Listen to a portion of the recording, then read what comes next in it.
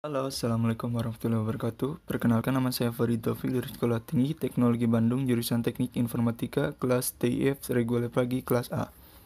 Nah, hari ini saya akan menjelaskan sedikit tentang alat-alat medis yang dapat digunakan untuk penanganan virus COVID-19.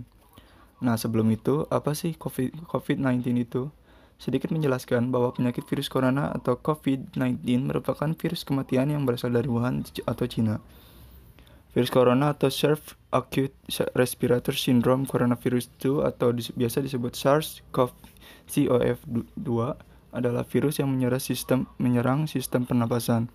Penyakit karena infeksi virus ini disebut dengan COVID-19 seperti yang tadi saya katakan. Virus corona bisa menyebabkan gangguan pada sistem pernapasan, pneumonia akut sampai kematian. Infeksi ini disebut COVID-19 dan pertama kali ditemukan di kota Wuhan, Cina pada akhir Desember 2019. Virus ini menular dengan cepat dan telah menyebar ke wilayah lain di Cina dan beberapa negara, termasuk juga dengan negara kita, Indonesia. Coronavirus adalah kumpulan virus yang bisa menginfeksi sistem pernapasan manusia. Pada banyak kasus, virus ini hanya menyebabkan infeksi pernapasan ringan seperti flu, namun virus ini juga bisa menyebabkan infeksi pernapasan berat seperti infeksi paru-paru atau pneumonia, Middle East Respiratory Syndrome (MERS), dan Acute Respiratory Syndrome (SARS). Nah, itulah sedikit penjelasan dari virus COVID-19 untuk memeriksa pasien yang terkena virus tersebut. Beberapa alat yang saya ketahui dapat memeriksa keadaan pasien yang terkena virus corona ini.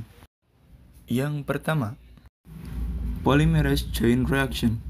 Polymerase Chain Reaction atau biasa disebut dengan PCR adalah metode untuk amplifikasi atau memperbanyak primer oligonukleotida diarahkan secara enzimatik untuk DNA spesifik. Primer yang digunakan sebagai pembatas daerah yang diperbanyak adalah DNA untai tunggal yang urutannya komplement dengan DNA templatenya. Teknik ini mampu memperbanyak sebuah urutan 105-106 kali lipat dari jumlah nanogram DNA template dari latar belakang besar pada sekuensi yang tidak relevan, misalnya dari total DNA di genomik. Nah, kegunaan dari polymer chain reaction ini memiliki 2 poin nih guys, yaitu amplifikasi urutan nukleotida, menentukan kondisi urutan nukleotida suatu DNA yang mengalami mutasi. Nah, yang kedua, dari bidang kedokteran forensik, yaitu melacak asal-usul seseorang dan membandingkan fingerprint. Nah, waktu yang dibutuhkan paling lama yaitu 1-2 hari. Nah, pada umumnya PCR menganalisa DNA tersebut selama 3-6 jam atau semalam. Yang kedua, Magnetic Resonance Imaging. Magnetic Resonance Imaging atau biasa disingkat sebagai MRI atau pencitraan resonansi magnetik adalah pemeriksaan yang memanfaatkan medan magnet dan energi gelombang radio untuk menampilkan gambar struktur dan organ dalam tubuh. MRI dapat memberikan gambaran struktur tubuh yang tidak bisa didapatkan pada tes lain seperti röntgen, USG, atau CT scan. MRI ini adalah salah satu cara dokter memeriksa dan menghasilkan gambar organ, jaringan, dan sistem rangka yang dengan resolusi tinggi.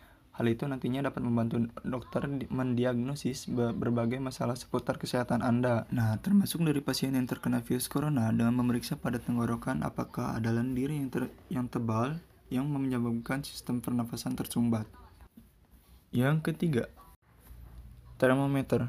Termometer adalah alat yang digunakan untuk mengukur suhu tubuh badan. Ada termometer digital dan ada yang manual. Termometer manual alias termometer analog biasanya terdiri atas tabung, penanda, dan zat yang bereaksi dengan suhu tubuh. Beberapa zat dalam termometer Anda yang bisa berubah warna atau mengembang naik mengisi ruang kosong dalam tabung ketika bereaksi dengan suhu tubuh. Nah, sedangkan termometer digital, yaitu alat pengukur suhu badan digital ini umumnya bisa menunjukkan hasil secara cepat dan akurat. Alat pengukur suhu tubuh ini memiliki bentuk dan ukuran yang berbeda-beda. Anda bisa mendapatkannya di apotek, toko obat, atau toko yang menjual alat-alat kesehatan. Pada alat pengukur suhu tubuh digital ini, ujung alatnya terdapat sensor. Sensor inilah yang dapat bekerja membaca suhu tubuh Anda ketika menyentuh tubuh selama beberapa detik.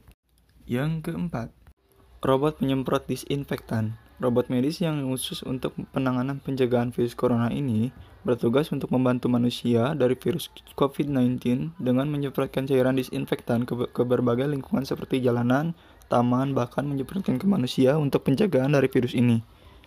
Robot tersebut juga bertugas untuk mensterilkan bagian dalam rumah sakit dengan menyemprotkan cairan disinfektan ke seluruh ruangan agar seluruh pasien dan tamu pasien tidak terkena virus dari COVID-19 ini. Yang kelima, drone. Drone juga dapat digunakan untuk penanganan pasien yang terkena virus corona ini. Ada dua macam hal drone yang digunakan untuk penanganan virus COVID-19. Yang pertama adalah drone untuk penyemprotan disinfektan. Drone ini memiliki kegunaan yang sama seperti robot medis khususnya untuk COVID-19, yaitu menyemprotkan cairan disinfektan ke jalan-jalan agar dapat mempermudah relawan pencegahan COVID-19 mensterilkan lingkungan sekitar. Yang kedua ada drone pendeteksi suhu tubuh. Drone ini sangat berguna untuk mendeteksi atau menganalisis suhu tubuh khususnya untuk pencegahan virus corona ini. Contohnya seperti di jalanan yang mendeteksi pengendara motor dan mobil, apakah mereka terkena virus tersebut atau hanya menjadi ODP atau orang dalam pengawasan. Nah, saya rasa sudah cukup pembahasan kali ini tentang alat-alat yang dapat digunakan untuk pencegahan atau penanganan virus corona. Semoga yang dapat saya sampaikan memiliki guna dan manfaat. Kurang lebihnya mohon maaf apabila ada kesalahan dari penjelasan pembahasan tadi. Terima kasih. Wassalamualaikum warahmatullahi wabarakatuh.